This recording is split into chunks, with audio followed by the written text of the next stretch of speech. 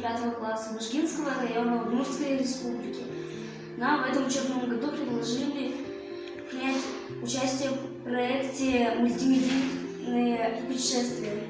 Было приобретено оборудование, которое помогло ученикам очень интересно учиться в нашей школе.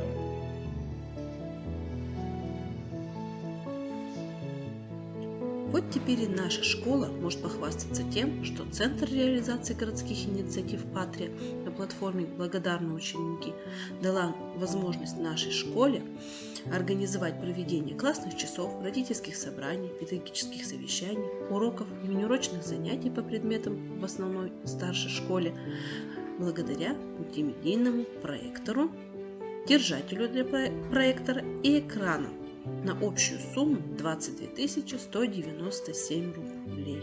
Выражаем огромную благодарность организаторам данного проекта.